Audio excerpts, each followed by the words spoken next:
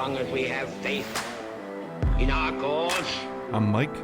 and unconquerable willpower, I'm Dave. salvation will not be denied us. And this is Between the Lines. In this present crisis, government is not the solution to our problem. Government is the problem. Ask not what your country can do for you. Ask what you can do for your country. And we're back. Hey, happy New Year's Eve. Almost New Year's. Yeah. It's almost 2023. This godforsaken year is almost over. Hey, I think Few hours left. I think we need to stop being like, oh, this godforsaken year, because it seems like the next godforsaken year just rolls around. Well, I'll say 2022 wasn't quite as bad as 2021. No, it wasn't.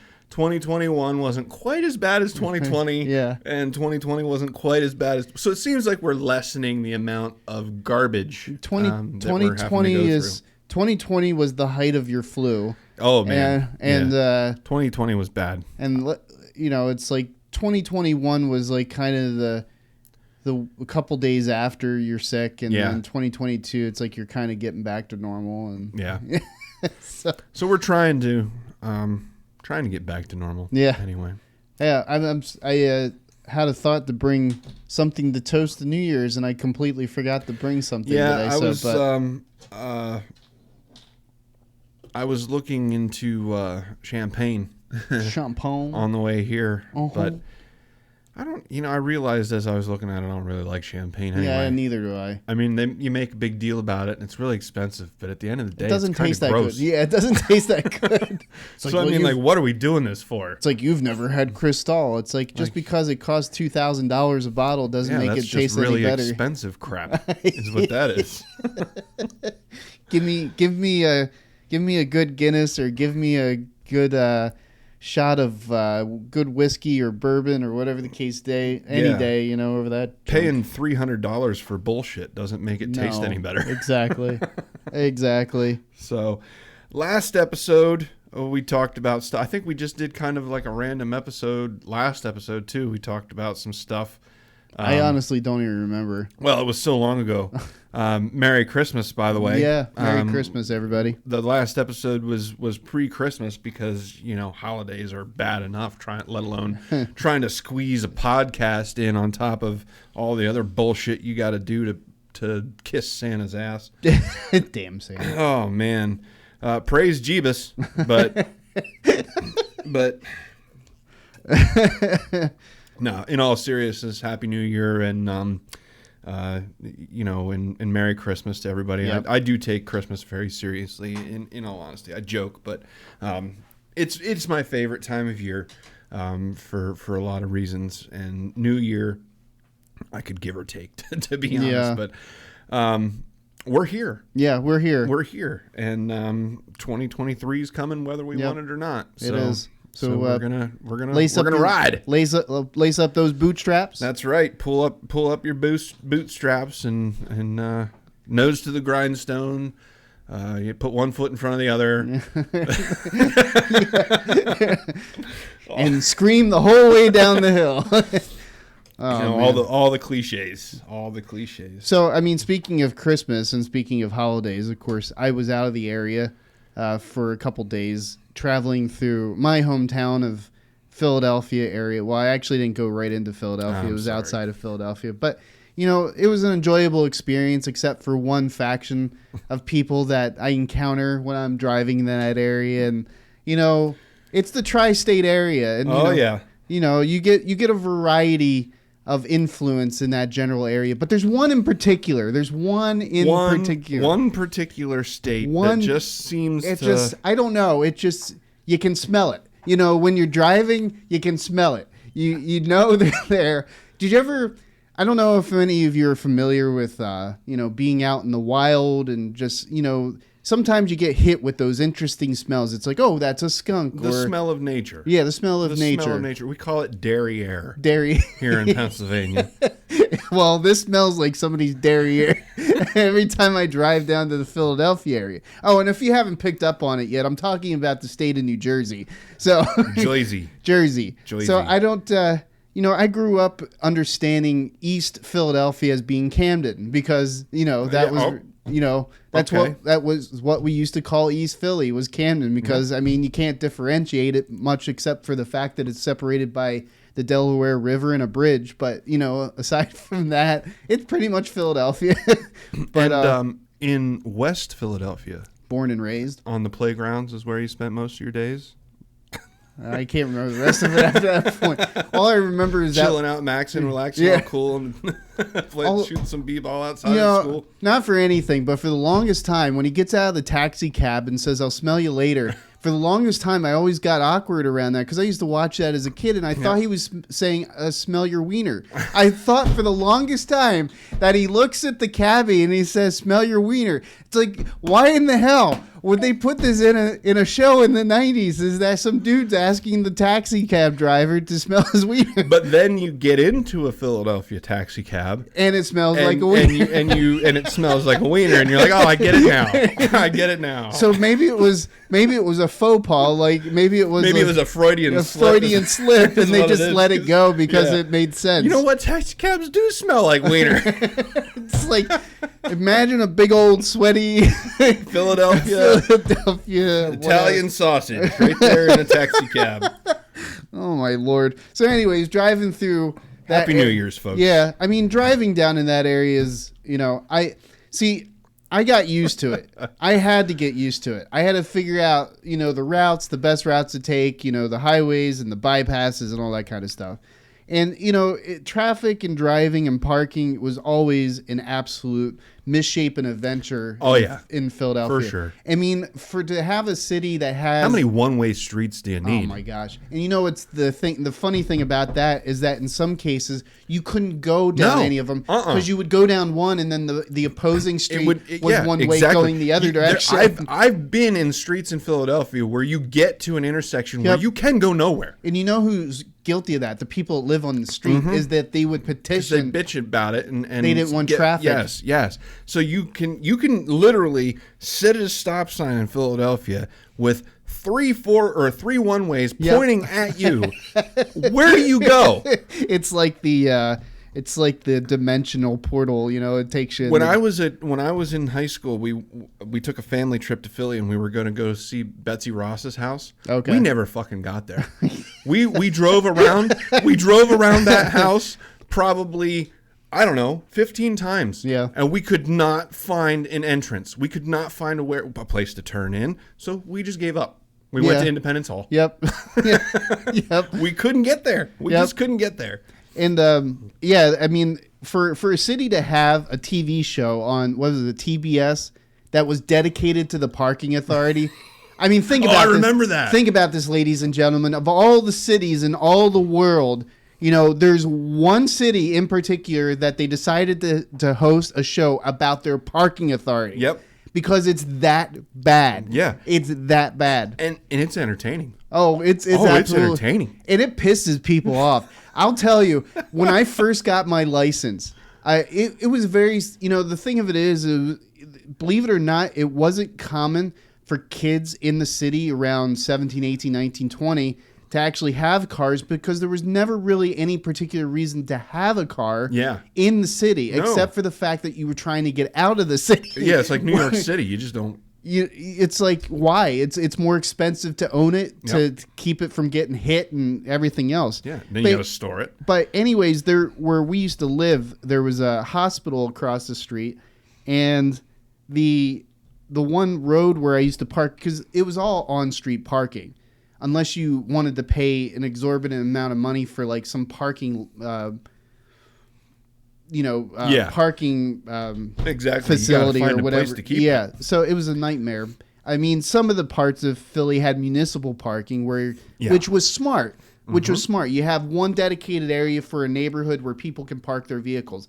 Smartest thing they could have done. But in this particular part of the city, they didn't think that far in advance. Anyways, long story short, there's this opposing road that would go across Broad Street, which was the main extension in Philadelphia.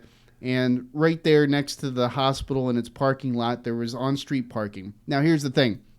They started doing all these, street sweeping It was a big thing where they wanted trying to clean up Philly. Oh yeah, and it was an absolute joke. That is an endless job. So some of these roads, when they were converted over, like when the city council decided to do whatever in terms of direction and all that kind of stuff, some of these city streets technically could have been two-way streets because of how big they were, but they became one-way streets. So they're so big that you have parking on both sides of the streets, and that's how some of these streets evolved.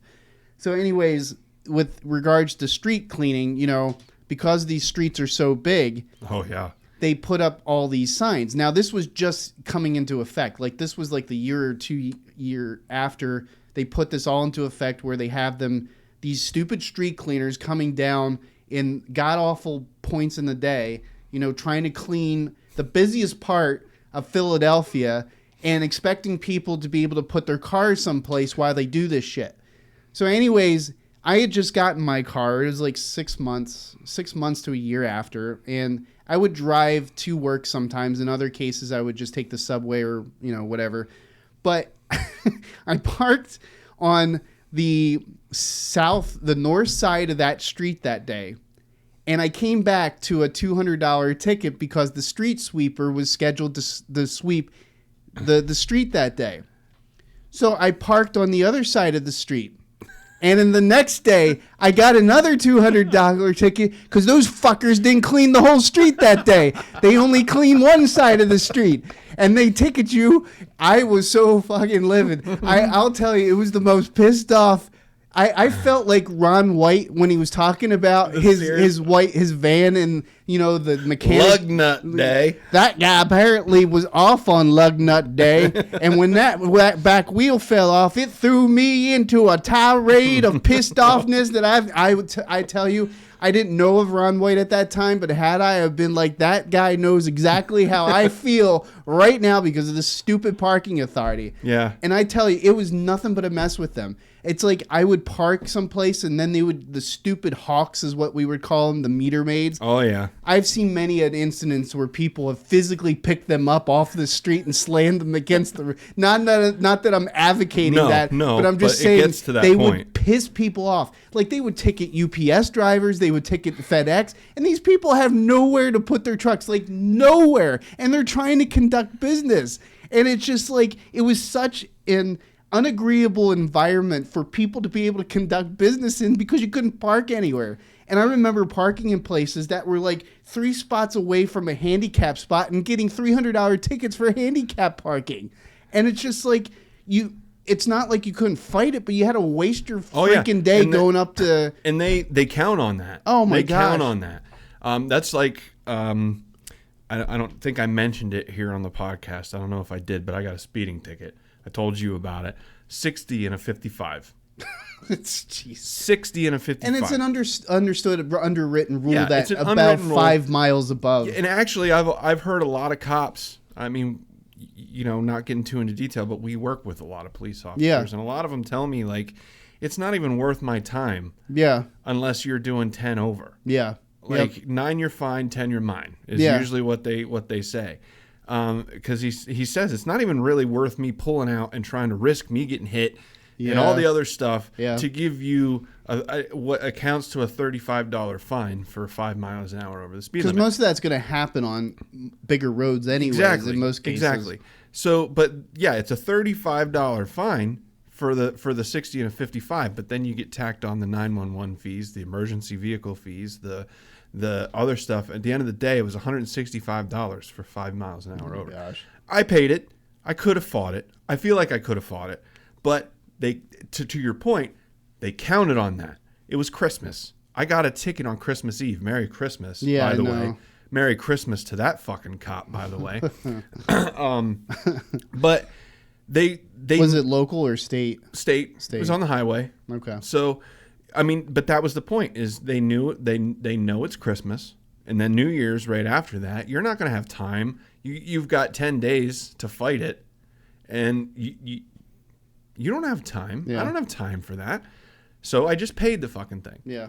But to your point, that's exactly what the meter maids do down in Philly. Is they count on the fact that they know how disastrous their DMV, the internal processing is.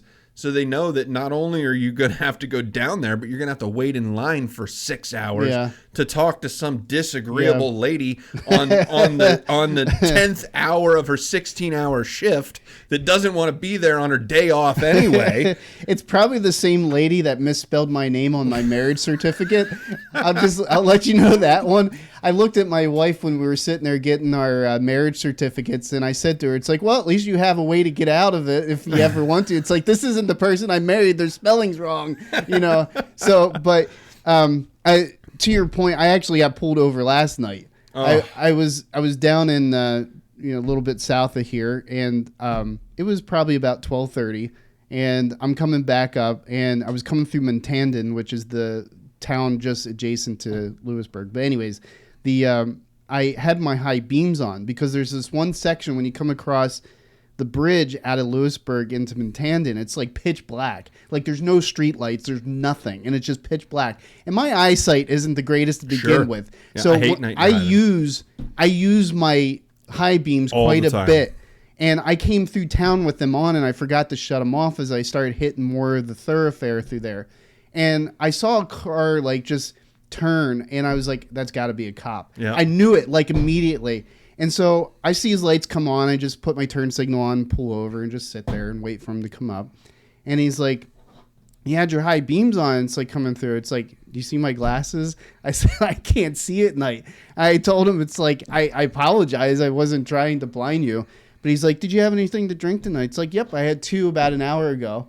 And he's like, yeah, usually they're not honest about that. It's like, I have nothing to hide. It's like, I'm not committing. Yeah. Like, I wasn't driving like a nutcase. It's like, I'm perfectly aware. He started shining his light in my eyes, and I looked at him, and I smiled, and I was like, okay, you can see I'm not, I'm not off my rocker here. I'm not crazy. Here's my license. Here's my registration. You can check. I haven't been pulled over for jack shit in forever. So, he's just like, okay. And I told him, it's like, and then we started to chat. We just started to talk at a point. And he's like, okay, that's fine. Have a good night. So he just let me, so he was cool. Yeah. I mean, he was a cool dude. At least he understood. But I was, but there are those situations like the ones in which you run in. He was looking for something else, though. Yeah. Yeah. He was fishing for. Yeah. He was fishing for. Well, DUI. especially during this time of year, because it's like the difference between going fishing and going to a pay for fish place. Yeah. You know what I mean? Yep, It's you're like guaranteed to catch a fish. Guaranteed this to time of year. get a trout. But Yeah, he just caught one that was undersized and had to throw it back. did you fight it though at all, or No, I just paid it. Gotcha. I really wanted to fight it because that's just me. I'm going to rephrase that. I don't want to say I hate cops because I don't. I respect the hell out of good police officers. Yeah. I do. I respect the hell out of good police officers. Yeah, but I hate I do the too. shit out of bad police Yeah. officers. or ones that are And- just like looking to take it out on somebody. Yep, and I understand that the majority of police officers are just decent people. They're trying to do their jobs. But the fact of the matter is that you can't. I have to judge police officers on what I see from the worst of them, not from what I see from the best of them, because that's how you survive. Like if you were going to the jungle, you wouldn't start petting lions thinking, oh, there's got to be one that's nice. You know, like the majority of lions are quiet. You get what I'm saying? Yeah. You got to keep your guard up when it comes to your rights and stuff like that. So that's why I don't normally like government authority. Yeah, and I find like if you deal with cops, if you don't like jump off the handle with them like right off the bat, a lot of times they're more lenient with you, especially if you're like last night when the guy was like, it's like I had a freaking pack sitting in the back in a box because it was trying to keep it from spilling over back there. I mean, nothing was open. Yeah. But it was just sitting there. And he's like, oh, I see. It's like, yeah, I had 2 of them like an hour ago. Yeah. I wasn't like trying to hide anything. Yeah. It was just like, yep. And I was just, and he's like, well, okay, bye. I mean, and for the most part, they don't. I mean, it's freaking New Year's. And arresting somebody is a lot of fucking paperwork. Yeah. They don't want to do. They don't want to do the paperwork any more than you want to get arrested. He or she wants to go home as much as you do. Yep. So. They just want to go home at the end of the day. And that's to me, that's an example of a good cop. Yeah. Yeah. He did it. He did his job. maybe he was fishing. He looked in your back seat and whatnot, and we can get into Supreme Court precedent where they've said that that's okay because it's in plain view and so on and so forth. But the whole reason he pulled you over, knowing how cops operate, is because he was hoping that because your high beams was on, that gave him probable cause to pull you over, and he probably would have gotten a DUI arrest out of it. And he was just doing his job. But at the end of the day, he realized, okay, this is just a guy going home. Yeah. He's not over intoxicated. He's not. Well, I had a podcast on when I was driving too, and he's like, "Are you talking to somebody on the phone?" It's like, "No, dude, it's a podcast. I'm listening to a radio show." And he's like, "Oh," I was just like, "Why do I have to explain what's on my radio right now?" See, now that's where I would have maybe gotten a little cocky and said it's none of your business. I don't know. That's how I am. It's one of these weird. It was like probably one of those, why I got a ticket. I don't remember even what they were talking about. I think they were talking about Bigfoot or something at the time when it was on. So maybe that's why he asked me. But at the same time, it was just like, he's like, "Are you on the phone with somebody?" It's like, no, it's a podcast. It's a radio show. Well, at a certain point, like I answer their questions. There's those people. Yeah. There's those people that they get pulled over. I don't answer questions. Yeah. And they're just combative. And I get it. They're exercising their rights. All power to them. But I feel like you can, for lack of a better term, you can lubricate the situation a little bit by answering certain questions within reason. But I've had cops that start asking shit like, where are you coming from? Where are you going? Where do you work?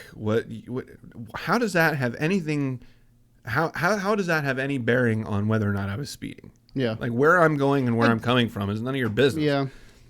So that's where I might start to push back and, where are you coming from? I was shopping. That's all I'll give you. Where are you going? I'm going home. And stuff like that. But it's really none of their business when they start asking No, and you questions. can kind of feel them out too. Like if you've got somebody that's trying to pick a bone with somebody, you can kind of sense that. I didn't get that sense from this guy at all, so it was fine. I like when there's those kind of interactions. You never get those kind of interactions from New Jersey cops. No. Well, speaking about New Jersey, I was down there, and I'll just tell you, how do you like that transition? That was awesome. That should get an A++, for good segues. Better than the guy who fell off in Norway or wherever it was on his Segway. That Segway fell off the cliff. This Segway got us to where we needed to be. So A+, A+. Give them a thumbs up, everybody. So when me and my wife are driving down in that area, I can smell a New Jersey driver. They don't even have to have license plates. New Jersey, you can drive without license plates until the day is blue, and I will know you are some son of a bitch from that piece of shit state. So I'm just telling you, it's like, now, granted, I know a lot of people from New Jersey. In fact, a lot of people in the neighborhood that I grew up ended up moving to New Jersey. So I know there's a lot of nice, good intentioned people in New Jersey, but I'm just going to let you know, guilty by association. Yep, same thing. You're guilty by association. Good cop, bad cop. Exactly. I'm sure the majority of people in New Jersey are great people, but I have to judge the entirety of New Jersey. Oh my god! By the sample size that we're given. So I'm in, of course, when you're heading down to Philly, usually the quickest way, even though I hate it, is the turnpike. Mm-hmm. And for those of you not familiar with Pennsylvania, so we've got the turnpike, toll roads, the most biggest piece of shit road on the face of the. What the fuck are you paying for? Now, granted, they have been doing some work to it, but it seems like they're better than the normal roads. Yeah. You supposedly. Yeah. But that doesn't mean they're good. No. The normal roads are shit. Well, not for anything, but 80. 80 is the biggest stretch of road in Pennsylvania, I think, because it goes all the way east to west. Across. So it's the longest stretch of road, and it keeps going even past Ohio and into Indiana. It goes all the way out to California. Does it go that far? I think it does. I'm never traveled it. I've never been further west than than Pittsburgh, so I can't really say. We've driven out to Indiana, but I can't remember if it was on 80. But I know 80 goes a very long way. Yeah, so it's a long stretch of road. It replaced Route 66. Did it? Yeah, Route 66 is still there. It's just 80's. That's more middle of the country, though. Yeah, 80's more of a direct route. Yeah, that's true. 80's more of a direct route. But everybody used to have to take Route 66. Yeah, to go anywhere If you west. went far west, you had to go that route. And then 80, when they did the interstate system. It's such a drive, though, for people north to get to 66. But that's why they did. It's still about a 5, 6, 7 hour drive. So now there's Route 66 that's kind of mid-south. And then there's 80 that's kind of mid-north. Yeah. And they kind of run parallel. But I mean, for the most part, it's well maintained. I mean, for the most part. Outside of Pennsylvania. Yeah, that's true. PennDOT, I hate PennDOT probably about as much as you hate people from New Jersey. Yeah. I mean, here's my gripe. Not to divert again, but I'll find another great segue back to where we were. But my gripe with PennDOT is that we in Pennsylvania, we have to insure our vehicles. We have to, not only do we have to insure our vehicles, we have to inspect our vehicles, we have to register our vehicles, and we have to maintain our vehicles. And we have to maintain emissions on our vehicles in Pennsylvania. Except in certain counties. However, there is no fucking requirement for Pennsylvania to maintain their roads. Yeah. So I feel like it is a miscarriage of justice that we have to, and Pennsylvania justifies these inspections to make sure that cars are safe to travel on their roads. However, they don't give a shit if their roads are safe for our cars to travel on. Sean. Oh, Sean, the friend of both of ours. We will call him Fork Chop. Fork Chop. He tells me about a story where his uncle, I think it was his uncle, Zen. I know Zen. Where he just got an alignment done on his vehicle. This was quite a few years ago. And he pulls out and ends up on one of the local roads in Williamsport, hits the worst pothole ever, and completely messes up his alignment. All the alignment that he just had done. He ended up suing the city. I would. I think he won it. He probably did, because that's actually good cause. I've heard of a lot of stories, ironically in Philadelphia, where people have just gotten work done to their cars, and they pull out and they hit Philadelphia potholes and shit like that, and then ruin their suspension. So, case in point, South Street. South Street is a popular. It's always South Street. Yeah, South Street is notorious because it's where they do Mardi Gras. It's kind of like the party street. Amazing seafood. Yeah, down in the South Street. Yeah, South Street's amazing. There's a really good there's a couple good cheesesteak places, and there's a couple. It was actually the home of Larry from Three Stooges. That's where his home was actually at. There's a bar restaurant there, and it has his face up on it as a anyways. But anyways, nice. So that part that's considered Old City in that general area, because once you get up to 3rd, 2nd Street, that's considered the Old City block, the original Philadelphia. OG. You still have some of the streets are still brick.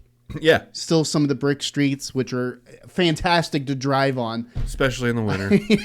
But anyways, so we used to go down there quite a bit. Why I would drive up there, I don't know, because I could have just walked or taken the subway to get to there.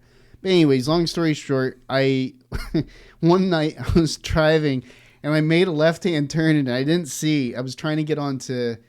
Was it Chestnut or Walnut? I can't remember, whatever the next street over was. But I'm making a left-hand turn to go down that street. And I'm not lying to you. There was a pothole about the size of the front half of my car. So I hit that. Swimming pool. I hit this stupid swimming pool, this empty swimming pool, at 15, 20 miles an hour or whatever it was. And the whole front half of my right front half of the car dips into this thing, and it pops out, and my hubcap goes flying down the street. Yep. I stopped my car. I'm livid, pissed off. Get out of the car, go running down the street in the middle of the traffic as my wheel cap is still rolling.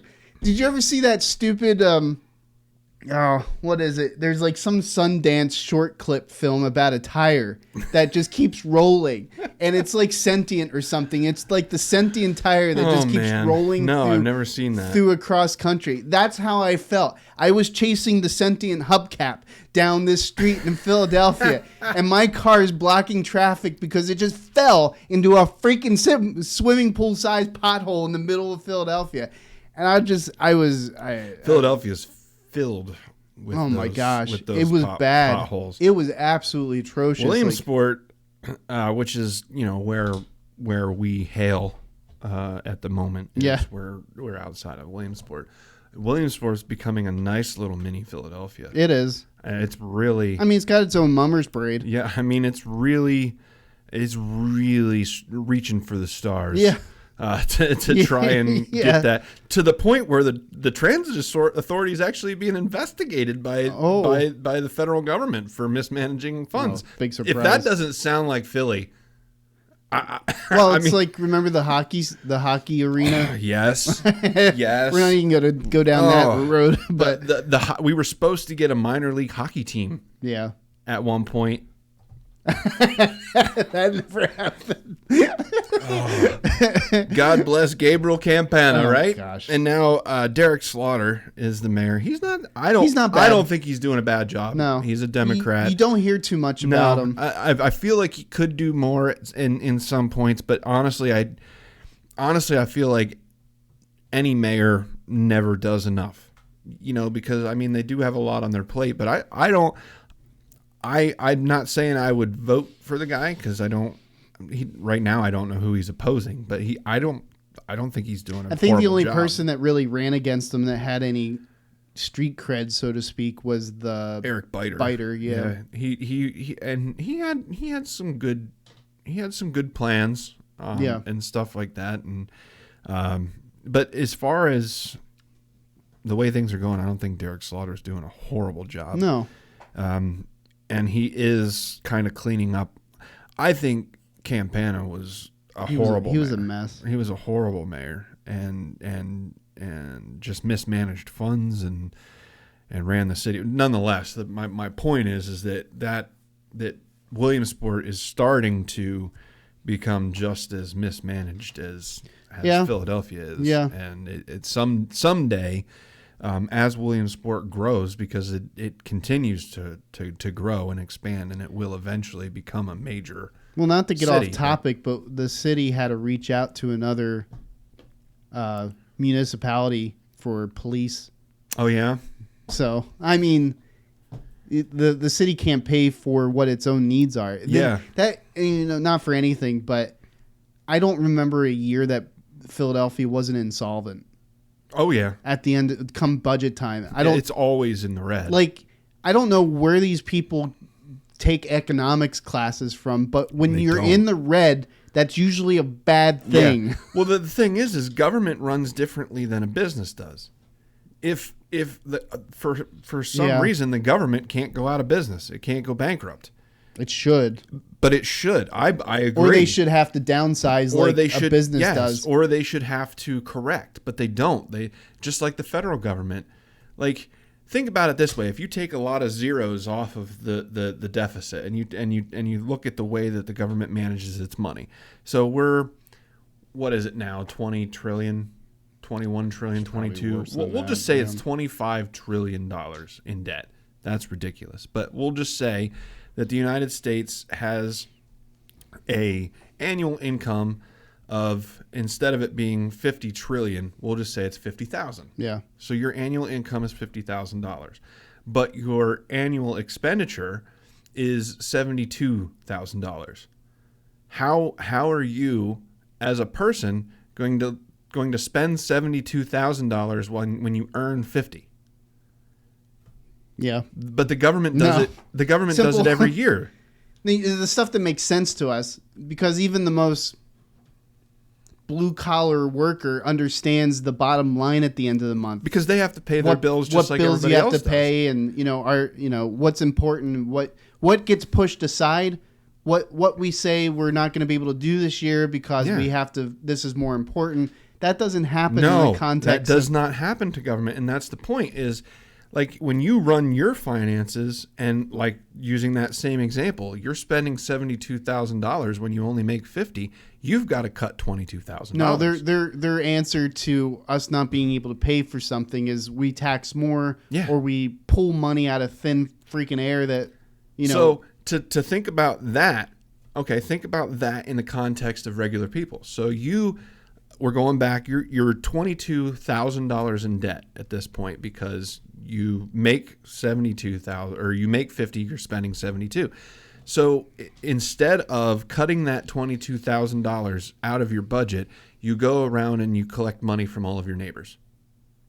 Essentially, or start a Kickstarter campaign. That's how or government a GoFundMe campaign. That's how government works. Yeah, it does. Instead of Yep. adjusting its behavior, it just collects more money. Yep. And so essentially through taxes, you're just asking your neighbors for more money. And we do that by borrowing money from China. Government posits itself like as if it were a child on one of Sarah McLachlan's commercials to feed the, And these, you know what I mean? It's like And all we these- need is the music in the background. these politicians talk to us like we're peons and we don't understand. Like the average American doesn't really understand what goes into a congressional budget and balancing. Fuck you, motherfucker. We probably understand it better than you do. I know what goes I have into to. it. I have to run my household on a single income, Yep. motherfucker. I know how to manage money. You're the one that has the problem. I see the issues. You don't understand. Yeah. You're the one that doesn't get it, You not know, me. And what cracks me up is that, you know, they regulate their own raises. They They just got Nancy Pelosi on her way out signed a pay raise for the House. Everyone in the House gets a pay raise. Dude, they make an obscene amount of money. They don't need a raise. They get enough in fucking insider training and kickbacks from lobbyists. They don't need a raise. But, you know, the thing of it is, you know, Democrat or Republican, you know, we still don't strike at the heart of the biggest gripe in this country is that we're voting in people that we wouldn't let touch our finances on a day-to-day. You know, think about it in this context. Imagine Nancy Pelosi as your grandmother that lives in the house, or imagine That's a nightmare. Imagine That's nightmare fuel if I've ever heard it. Imagine living with Mitch McConnell. Oh. You know what I mean? It's just like, imagine you're sitting there and you're like, Mitch is part of the family and you're having to decide how to utilize money. That's my Mitch McConnell impression. The turtle. You know, I always think of Dana Carvey and his turtle impression. The turtle. Turtle. Am I not turtly enough for the Turtle Club? That's Mitch McConnell. I fucking hate the guy. Yeah. He's a Republican. That just goes to show you, though. Like, that's how it's supposed to be. I'm not a Republican, but I'm a conservative. Mitch McConnell's not a conservative. Yeah, no. I cannot stand that guy. He's a Washington insider. He is. I cannot stand insiders. He's been in office for God knows how long. I think that we should. Here's what I think we should do, and I know that I don't even know if this is constitutional. I'm just throwing it out there. If we ever do get a convention of states, we need to pass an amendment that says that we establish term limits for Congress, and anyone that's been in Congress for more than 15 years is gone. Yeah. They lose their seat. Yeah. And we have to elect all new officials to those seats. Yeah, and I think it should be too is that, you know, it's going to affect whether they can run or not. So let's say if they're at a certain point, I think it needs to be a total sum too. I think it needs to be looked at because some people will try to skirt it by jumping from maybe running for a House position to a Senate position and then doing something else. I think public service needs to be limited on a holistic standpoint. Yeah, no more than 25 years total. Yeah. Total public service, all offices considered. The only space where I can possibly imagine some allowance for that is maybe on a local level, but Yeah. maybe. But even then, I mean, local. What we need to do as a country is we need to transition from centralized government back to your local government being the most important part of your life. Even then, I mean, that being the case, local does. I mean, we learned that more than anything during the last couple of years that local affects you more impacts you more directly than even the federal and state does Absolutely. in some respects. And it's designed that way. Growing up in Philadelphia, there were some senators, state senators that are based out of Philadelphia that have been in office for like 30, 40 years. And people would just vote for them because they're a nice guy. But they're the most cringe, most backwater, most corrupt, deceitful POS that you can possibly imagine. But people would vote for him because he's a nice guy. It's like, grow up. Yep. I'd rather have somebody that's not super nice, but is at least above board and honest with what the hell they're doing and knows what they're doing. So, but anyways, neither here nor there. But, yeah. But one of the things I wanted to talk about today, kind of related to the shitty driving that happens in New Jersey. Sorry, I'm going to keep coming back to this periodically throughout the course of this. Well, everybody. Okay. Real quick, a joke from a long time ago. Why are people in Manhattan always so mean and irritable? Why? Because the light at the end of the tunnel is only New Jersey. Boom. Rick roll. Yep. Anyway, go That's ahead. true. No, but I was just saying. So I was reading this right before we started the podcast. I read this article from the Guardian magazine. Great. That should become like an ongoing joke on the podcast. Is just shit on New Jersey. Yeah. That's just gonna be our thing. It's one of those things where it doesn't matter what side of the aisle you are. I think everybody understands. I think everybody dislikes New Jersey. I think the nation. Even Chris Christie hates New Jersey. Yeah. Well, obviously. I think Chris Christie ate New Jersey, and that's another subject. But sorry, I hate New Jersey, not ate New Jersey. Sorry, I'm not. Sorry, that was a Freudian slip there. Freudian slip. But anyways, what I meant to say is that there was this kind of tongue-in-cheek article that the Guardian put out with regards to New Jersey and 15 reasons why to hate it. And the thing of it Only is, 15. But here's the thing. It's like it asked all these 15 questions, and I'm not even going to go over all of them. But then it would give like that tongue-in-cheek, it's called the Garden State because of its lush foliage and, all this other kind of stuff. So it basically the article posited these questions that we would ask because we obviously have a bias against New Jersey, but they'll turn around and answer the question in protection of New Jersey. And then I'm sitting there thinking to myself, it's like, fucker, I hate New Jersey. I don't give a rat's ass that it has nice farms. It has nothing to do with the beauty of the landscape. It has nothing to do with the fact, and I've been to Wildwood. I'll tell you, it's like those shitheads don't know how to comb a beach to save their life because there's shit all over that freaking beach. It's a long beach, but there's trash all over that beach. So I don't know who they're paying in that municipality to clean up, but they better find another crew to do it because I don't know what the hell they think a beach is supposed to look like, but it's not supposed to look like downtown Philadelphia with sandy beaches and waves. It's like walking down South Street with people playing volleyball or beach ball. It's like Wildwood is not. Do you know why they call New Jersey the Garden State? Why? Because petrochemical landfill medical waste state doesn't fit on a license plate. It's true. It's true. It's so true. I mean, I'm not.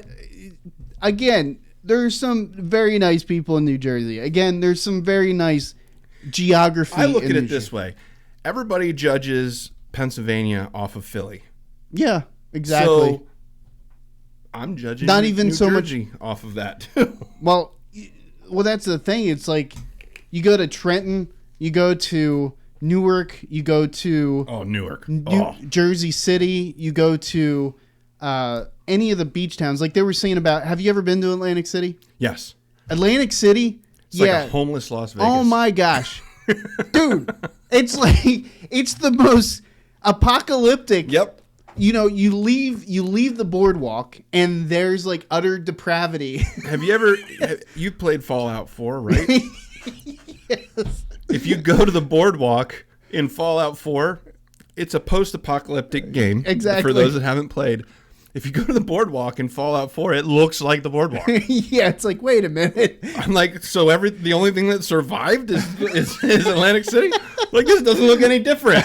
It's Oh my gosh, it's so bad. It's so bad, and it hasn't gotten any better. It Yeah. just progressive. It's like Las Vegas. I had to get a tetanus shot one time because I cut myself on a Oh my nail on the gosh. boardwalk. Amongst other things. Yep. Somehow I ended up with gonorrhea from Yeah. I had needles sticking out of my legs when I got out of the ocean. I don't know what happened. Oh my gosh. It's New it's just- Jersey. But it's just driving, it's like you can just smell them. It's just like, I was sitting there, I started to say I was coming down the turnpike, but there's this stop and there's a Wawa. And that was one of the things that they brought out, the infatuation with Wawa in New Jersey. Wawa started in Pennsylvania. Yep. But it's an infatuation. Allentown, I believe. Yeah. Yeah. So it's something native to us. But at the same time, And it's Sheets did as well, didn't it? In Pittsburgh. yeah. Out in Yep. Butler County, I believe. And they've both grown well beyond, the state. Sheets sucks. Sheets does. I mean, there's some things that I like about Sheets, but by and large, yeah. Every Sheets I've ever been to is great when they first open, and then they true. go to absolute shit. Yeah. And we're supposed to be getting a Wawa here. Wawa is expanding into central Pennsylvania because Sheets did. So it used to be like, here's central PA, and then this over here, this portion was Sheets out towards Philly, or out towards Pittsburgh, and then this section over on this part of the state was all Wawa. So Okay. it was like East versus West. Sheets was Tupac, Yeah. and Wawa was Biggie. I can see in the future when corporations run the world, it's going to be like That's Wawa that's and how it's gonna Sheets. be. Like it's Yep. going to be like an all-out gang war. But fun fact for you, you know where Lake Tobias is? I do, the petting zoo. So basically, that whole property was sold to them by Wawa. Oh. Wawa Dairies owned a big. Was it? No, I'm sorry. Was it? No. For those of you Correction. that don't Correction. know what Lake Tobias is, Never mind. think, Forget I just said that. think Tiger King, but with camels. Yeah. It's honestly, it's much Yeah, it's a more little well bit more, maintained but than that's that. all it is it's like some backwoods Yeah. zoo with like ropes. It was some guy that was just really big in the nature conservation, and he Yeah. ended up buying a plot of land and converting it over into like a conservatory of Yeah, sorts. just but like Clyde Peeling.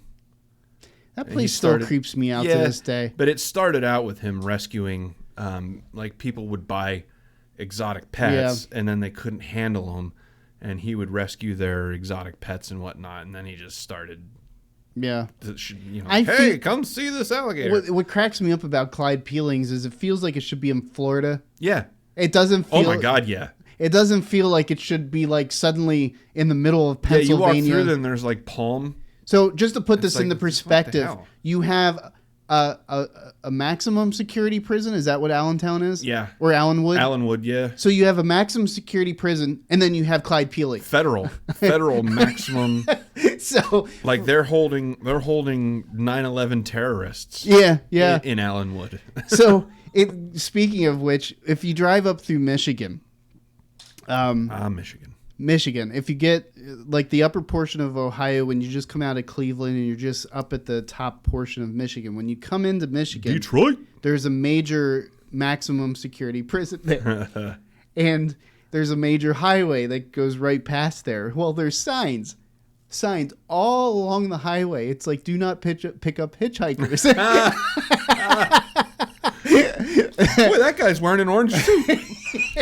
He's coordinated really well. All I can picture is like Michael Myers standing along the side of the road, and some stupid Midwestern family comes driving up, and it's like, "Hey, honey, that guy needs a ride, and let's go pick him up." You need a ride? Yeah. Yeah, I'm Oh my gosh. trying to get We- to Crystal Lake. When we drove past that, we laughed for a good hour because it was so that's funny. flippin' hilarious that they would have to put signs up, on the That guy must be hunting. yeah. He's wearing all blaze But orange. Think about it. Some government official was like, under the pretense that people might get out of this facility, we need to warn the people driving along this highway that they shouldn't pick up any passerbys. It's just like, oh my Lord. But Wow. anyways, back to the original. What I was trying to say is that perspective. New Jersey sucks. Everybody has a different perspective. Some people will be like, New Jersey's the best town in the world. To them, I say they're idiots. But I mean, New Jersey does have. it does. It has its things. Ocean City's not too bad. No, I mean, like I said, I mean, Ocean City, Maryland's obviously better. yes, But yeah, Ocean City, New Jersey's like the Costco version. yeah. But the world came to know New Jersey by Snooki and Oh GT. God, I forgot about her. So Oh, the Jersey Shore. That, exactly. And oh my God, that mindless drivel for 20 fucking years. When I first moved up into this area and I found a town called Jersey Shore that has nothing to do with the Jersey Shore, it triggers you. I was wondering. Yep, I'll it tell you triggers this. you. I was wondering what I was going to find in said town. But anyways. Meth. Yeah, meth. Bathtubs. I'll just tell you this. If you want to get a good job in Jersey Shore, you should apply to bath fitters. Bath fitters. Yeah. Yep. They'll install tubs for... And if you have an RV, you Yeah, get hired right off the exactly. bat. Walter White lived here. But anyways, I mean, just going into the New Year's, I'm trying to segue here. If you haven't picked up on that yet. Let's do it. Let's segue again. You know, with perspectives and everything. I obviously have a disgust for New Jersey, just like for Willow, you know, which I haven't talked about that enough. But I actually saw an article that Disney Plus posted on their social page about Willow and the rave reviews the critics are giving it. And I'm not lying to you, thousands upon thousands of comments of people. It's like, this is bullshit. Oh, it goes back to Rotten I am not Tomatoes. alone. I am not alone with telling Disney that they're out of their mind with regards to this. Well, they're gaslighting everybody. Exactly. It's exactly what they're And doing. even somebody put that in the comments. It's like, how much did you have to pay the critics to like your show? Well, it's like Rotten Tomatoes. The critics will give something a 96%, but then the audience thinks it's garbage. They did that with the 2016 Ghostbusters. The critics were like, "This is the greatest thing ever. They're so brave." And then critics were like, "This is the shittiest fucking movie." I am sorry. I want my money back. I love for this movie. Gervais's comments about the Ghostbuster movie. Did you ever see that or hear that? He says basically it's like, you know, this was a very... I'm going to mess this up, Yeah. but he says something like, this is a very bold move that they moved forward with this, and it was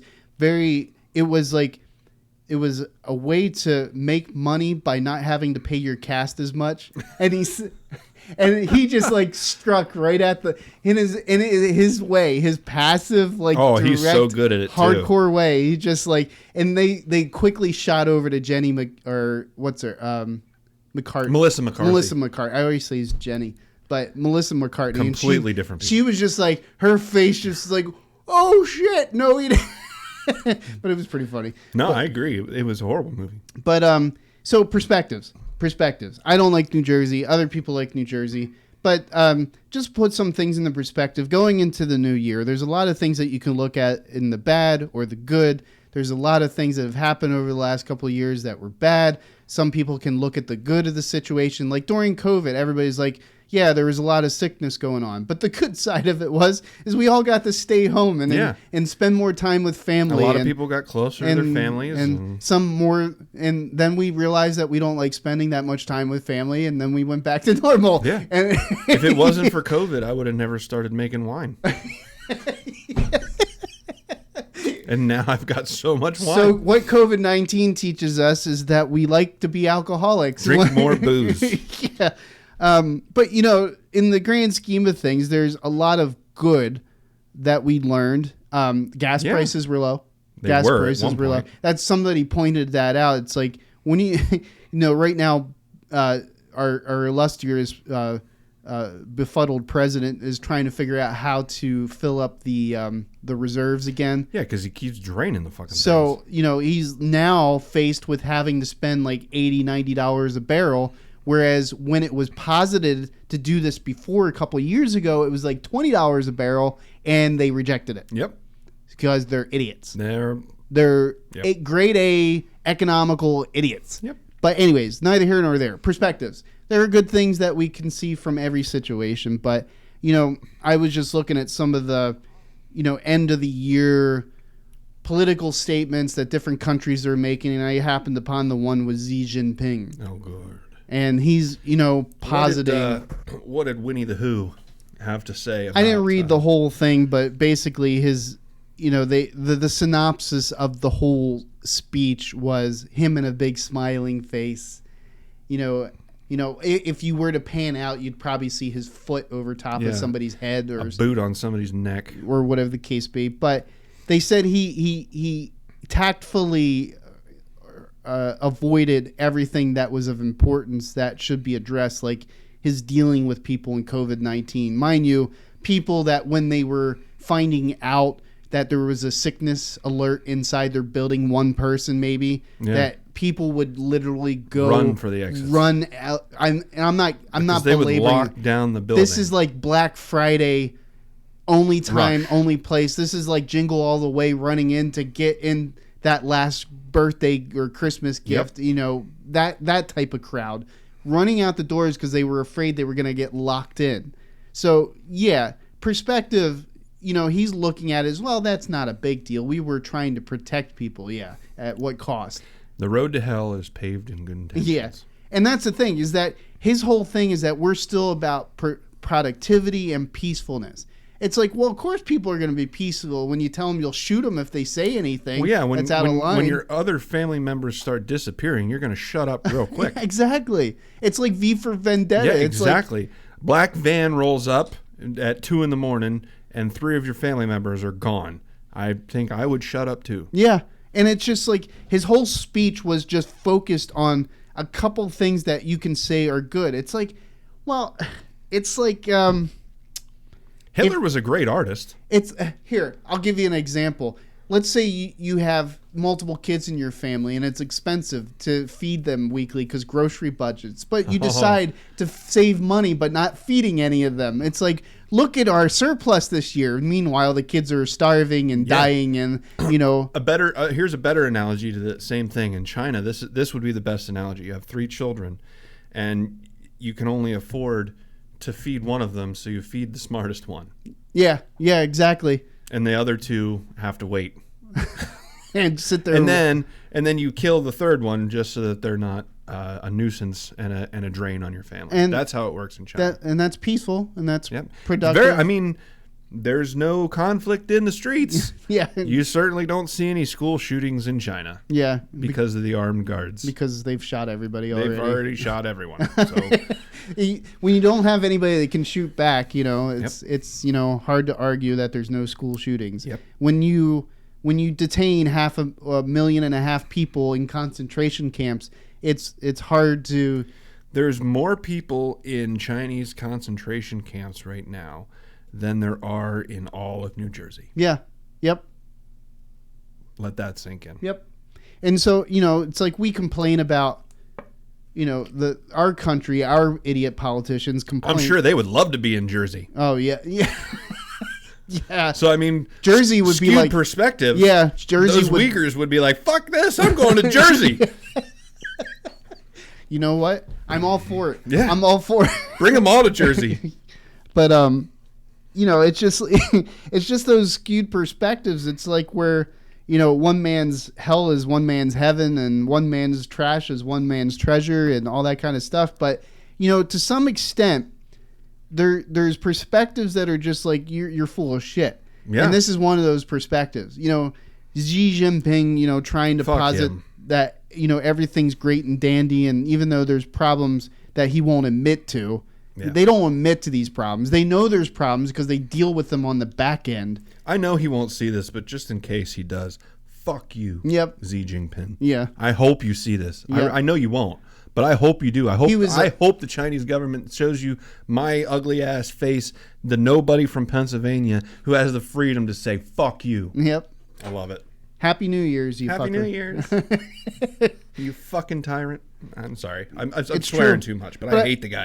I bring that up because he's a modern day Mao. He is. He literally is. He was elected to a third term. He was elected. He was elected. You want to talk about stolen election? Nobody gets 100% of the vote. Nobody. I'm sorry. But you know who else got 100% of the vote? Kim Jong-un. Yeah. And Kim Jong-il. Yep. and Kim Il Sung. Yep. They all got 100% Yep. of the vote. I wonder how that happens. Yep. It's called we Funny. only let people vote if they vote a certain Yeah. way. Yeah. And Basically. the other ones are torn up and thrown away, and then the person that voted that way is taken out back and shot. So I know that we're sick and tired of like the election news of 2020. I mean, we're all kind of tired Yeah. of hearing about it, but at the same time, be thankful that you live in a country. I am, you can say what you want about the elections, but I am thankful that we do at least have, even if it is a veil of bullshit, at least we have the, how did George Carlin say it? We at least have the illusion that we're in charge. Yeah. And that at least is enough. Yeah. So, I mean, I use Xi Jinping because he's such an extreme example on the far side of, perspectives that can be skewed. And, but I wanted to point that out because going into 2023, every year is going to come with its challenges, with its hurdles, with its problems. But the key to it is remembering what's still intact, remembering what's still good, remembering how bad it could be. Count your blessings. Yeah, exactly. So, and that's kind of the message. I just want to throw it out there. That's a great message. That, I think it really is. There's a lot that we're going to continue to point out to all the 20 people that listen to us. we do focus a lot on the negative. Yeah. I mean, and that's kind of the point of what we do, is to focus on, is to hone in on the negative things, and it can get depressing. Yeah. But to your point, what we're trying to say is that you can cut through the bullshit and see that all of that negative stuff is temporary. Yeah. I mean, see, the conversations we get wrapped up in between the lines or during our podcast, and a lot of the things that we focus on are really the issues that are talked about in the social sphere. Yes. When in the grand scheme of things, there are things that are talked about, but these aren't. I would guarantee you that by and large, these are not the day-to-day conversations of people in general. It's like, and I think, we started talking about it, and I think this is kind of where I wanted to get to, or hoping that we would get to in all our meanderings about New Jersey and everything. Jersey sucks. Is that we see that this disconnectedness that has become predominant within the last 10 years, 15 years, more so within the last couple of years, is that disconnectedness allows us to forget the good stuff. Yeah. And I think that's the key point here, is that being disconnected allows us to forget that there are good things that you can grasp onto. There are still a lot of good pluses. I mean, even though crime is high in some places, it's not overwhelming us. Even though the economy is depressing some days, it's not overwhelming us yet to the point to where we're just giving up. We haven't given up, is basically what I'm saying, is that, and there's no reason to give up. No. And I don't think there ever should be a reason to give up, despite. Nope. So, I mean, to put that into perspective, there have been points in history, our history specifically, that I would say that we have had greater impetus or greater imperative to give up. There have been times in the U.S. history that we haven't experienced, that we haven't lived through. Yeah, that would give any person... How anybody made it through that. Exactly. It's like the fact that people were able to wake up every morning and do what they were doing, knowing full well the end result of what they were doing, and keep doing it, that by itself should be a testament to the fact that we have it bad, but I can still drive up to Starbucks and buy a coffee. We have it bad, but I can still afford to live in a place. We have it bad, but we can still afford to purchase a car. We have it bad, but you know what I mean? It's like, I can go to the grocery store and buy one of 7 different types of ham. Exactly. That's perfect. That's perfect. I bought 4 kinds of cheeses the other day. Here, I get what you're saying. So I'm going to give an example. There's a channel on YouTube where this guy immigrated to America from Cuba. Okay. Of all places. And he goes, one of the first places that he goes when he gets to America is a supermarket, and he wept. He cried. Because in Cuba, and not everywhere, Yeah. and not Yeah. everybody. Because the way it works, and Cuba's a great place. It really is. There's a lot of culture. There's a lot of cool stuff in Cuba. Their government sucks. Yeah. And their people are oppressed. But And tired of it. the culture in Cuba is awesome. The point I'm trying to make is that when you go to a supermarket in Cuba, there's one brand of bread. There's one brand of milk and eggs and all that. And you buy... There's just bread. Yeah. There's just bread. Yeah. There's just eggs. There's just milk. Yeah. In the United States, you've got skim milk, 2% whole milk, Yeah. almond milk, whey milk, goat milk, fat-free milk, lactate. Yep. Lactate-free milk. It's like, and he wept because he had never seen fruit. Like buying a banana. Yeah. Was amazing to him. Yeah.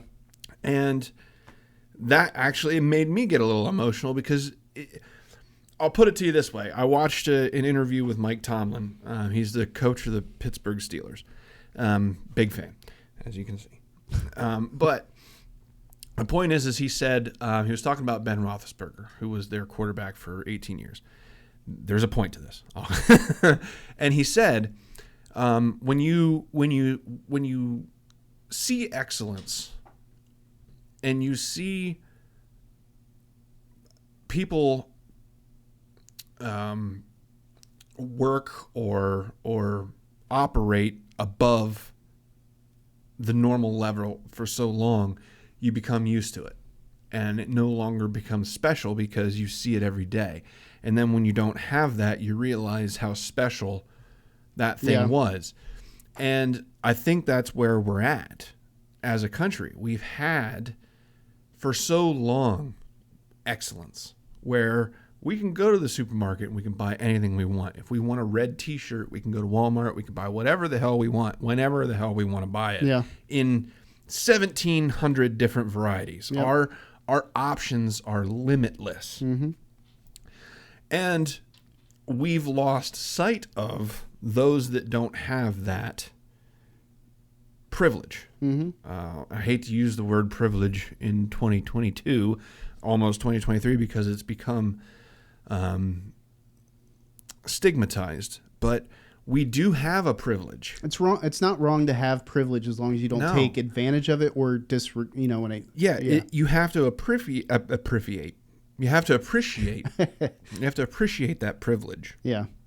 And we as Americans don't appreciate that we can go to McDonald's or Arby's or Burger King or Taco Bell and get food already made for us and get fat, and we have that choice.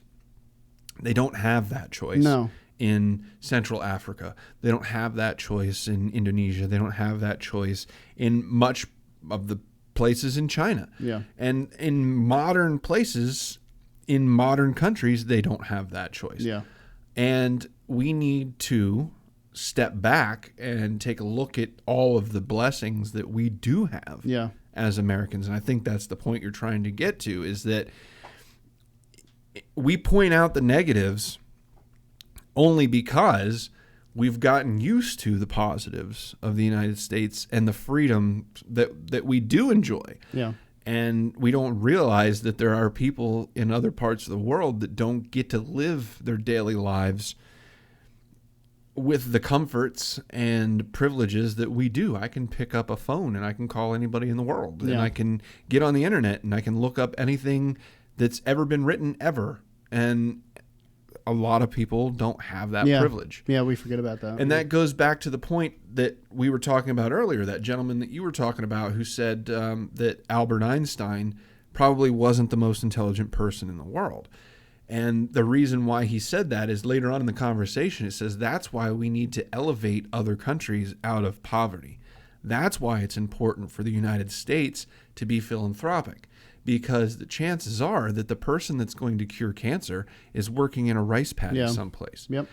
Or they're they're just concentrating on surviving. They don't have the luxury of philosophical debate or political debate like we do in the United States. We bitch about non-problems. Yeah. And we argue about things that in the grand scheme of survival don't matter. you know, in I'm sure in Central Africa, and this is a controversial topic, so trigger warning, but I'm sure in Central Africa they're not worried about abortions because they want their babies to survive. Yeah. The fetal mortality rate is so low in parts of Africa that abortion isn't even a thought to them because they're just blessed to have a child survive. It reminds me of that. Have you ever seen that movie, Children of Men? No. It's with. Now I'm going to forget his name. He always reminds me of Cary Grant for some reason, but he's a British. Cary Grant. What the heck's his name? Good grief, I can't even think of it right now. Anyways, the storyline is that basically it's the future and everybody's sterile. Like children can't be had. And so basically now they're just counting down the days Until. And so society is just falling apart. And there's one country that's soldiering on, and it's the UK. But soldiering on is not very pretty. No. In no way, shape, or form. It's very militaristic. It's very like anti-immigrant, like to the nth degree. Like you know, like we hate you, and you know. Well, at that point, you would have to. Yeah. Because resources are going to eventually. Exactly. And I mean, that was the context of it. Is, you know, in one context, you're like, I understand why it's happening. It doesn't make it right, but I understand why it's happening. But at the same time, it doesn't make it wrong either. No.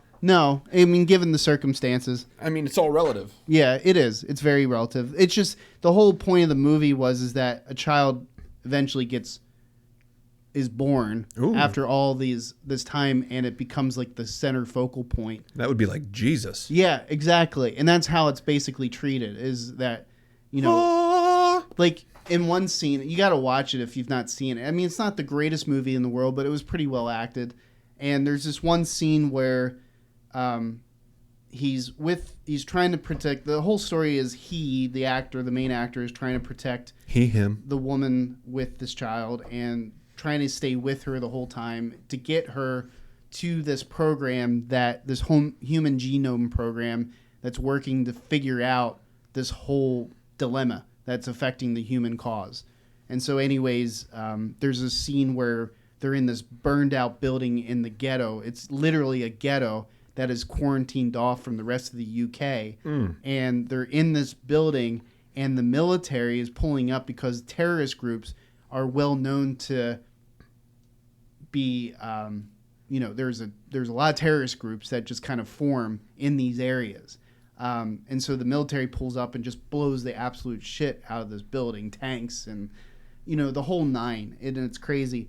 But then all of a sudden the soldiers and the people fighting back and the people caught in between just stop, dead sentence. Like right in the middle of this conflict, they just stop. Because here comes this lady walking with this child in her arms, and nobody is going to do anything to harm that child at that point, because to them it's just that's the new hope. Yeah, it's like, you know, like the world went on pause. It's like because the last slice of bread. Exactly, and so I just say that it's like, you know, to your point, you know, there's always one last slice of bread, you know, and there's you know, going into 2023, despite all the bad things that have happened in 2020, 2021, 2022, and maybe even things that will happen in 2023 and maybe beyond, there's always stuff that you can look at positively in light of all that.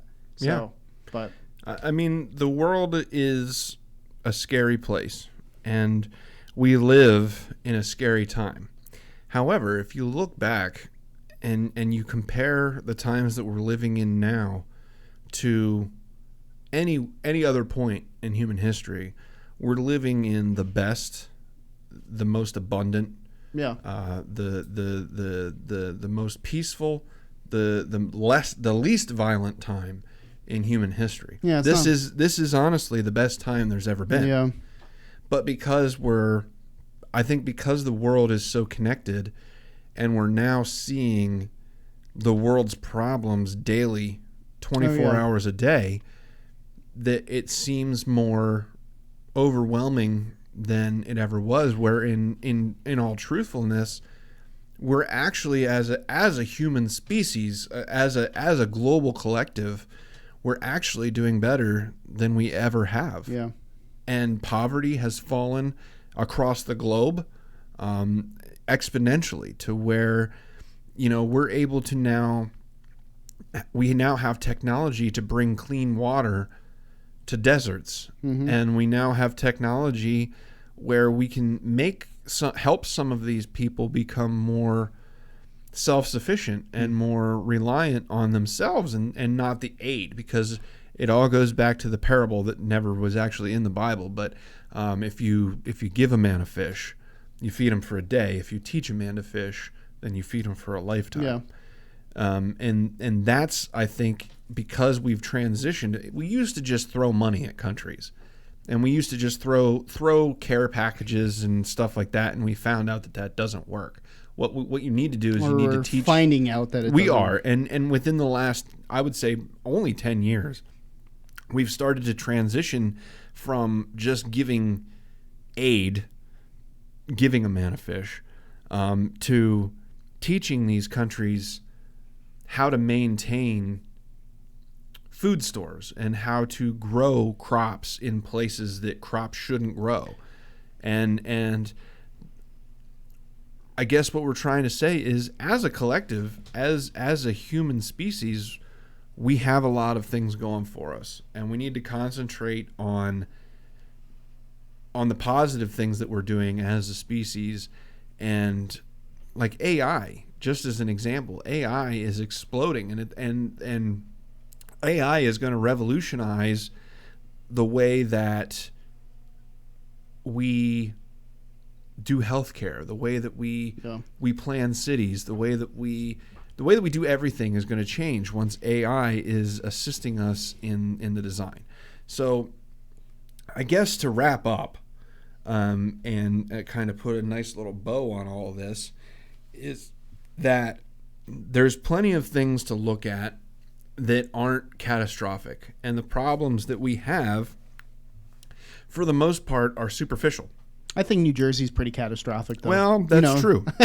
That's true. We do have to deal with New Jersey, but we can always just cordon it off. I'm pretty sure there's somewhere that a New Jersey driver somehow starts the apocalypse. I'm pretty convinced of that. I could. Wasn't that the bath salts guy that was chewing on people's faces? Wasn't that in New Jersey?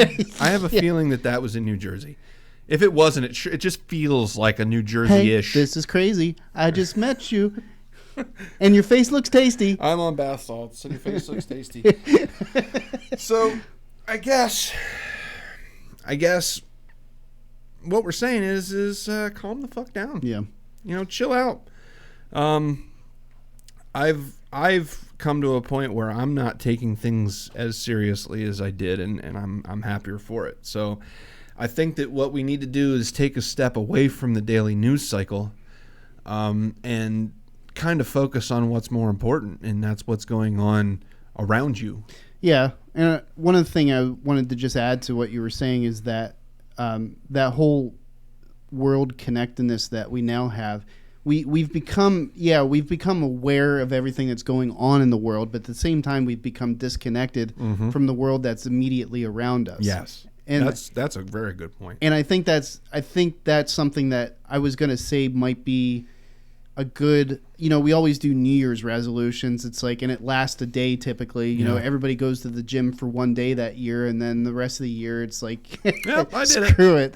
But on the same token, if you want a resolution that is, I would say, is pretty easily achievable, is making an effort to become more connected with the people that you're immediately around. Now, granted, there are some people that, I don't know, might take a little alcohol to want to be around. I get that. But, at the same time, I think to become more connected with the immediate surrounding world, I think will help temper your outlook with regards to the greater world. Because I think what happens sometimes is that we latch so much and so heavily upon, let's say for Ukraine, everybody, and I can imagine for some people that weighs heavy on them, because even in our immediate area, we have a lot of people that are from Ukraine or have family in Ukraine and are experiencing the turmoil that's happening over there very closely because their family is under threat of being killed every day. Yep. So I can stressful. I can understand that, but at the same time, those people of Ukrainian descent, have a community here. They have a community there, Yeah. but they have a community here. Yes. And they can attach themselves to the good things that are happening here Yep. in their immediate community and maybe abroad, and then looking at the perspective or looking at Ukraine in the perspective of that's bad, but there's hope. Yeah. You know what I mean? Because there will be people going into 2023 attaching themselves to all the potential bad and not weighing in or allowing the good to weigh in against that. Yeah. And I think that's important. Yep. I think it's important that you always recognizes that, not to be corny or cliche, but good typically does prevail. It usually does. Positivity. It may take a while. Yeah, It may and- take a few years before it comes through in the wash, but Yeah, and karma comes around. If you want to call it karma, whatever you want to call it, fate, whatever you want to call it, karma comes around. yeah. And it will eventually come back around, and you'll be rewarded for the good stuff. So I think 2023 can be a good year. Yeah, 2020. Let's maybe if we have a collective positive outlook and think, boy, 2023 is going to be the best year yet. Maybe that collective positive attitude will manifest itself into something good. Yeah. And we won't have to live in this bullshit that we're currently going through. Yep. So, to recap, New Jersey sucks. Yes. Willow sucks. Willow sucks. But But there are very good things. But there's good things That about New Jersey. that outweigh the suckiness. And is there any good things about Willow, or is that all? I'm sorry. That's So just a Willow's lost all right. cause. Willow's a lost. Sorry, Disney Plus. Aside from Willow, there's positive things about everything. but yeah, So try to concentrate on those things rather than wallowing in negativity. Yeah. I guess is the way that we're trying to come across. So Happy New Year. Happy New Year. Make this year better than the last. If you take the effort and put the effort forth and consciously try to make 2023 better than 2022, then it will manifest itself. And so on that note, I suppose I really don't think we can go anywhere else. So just calm the hell down. Let's ride it out. We're going to get through this. As a people, we've been through a lot worse, and we're probably going to go through worse than what we've seen at some point. So let's enjoy this roller coaster. We're climbing the hill again. So let's get ready for that drop, because on our way up, let's enjoy it. You know what I mean? So be with family, be with friends, contact somebody you haven't talked to in a while. If you've lost touch with somebody for political reasons, I know that there's been a lot of divisiveness. Reach out, call them up, and say you're sorry. Apologize for the things that you've done, and make amends with those that you haven't talked to, and for certain reasons, because life is short, and we're on this ship together. And if it goes down, we all go down. So until next time, take care of yourselves and each other. Bye. Bye. Happy New Year's.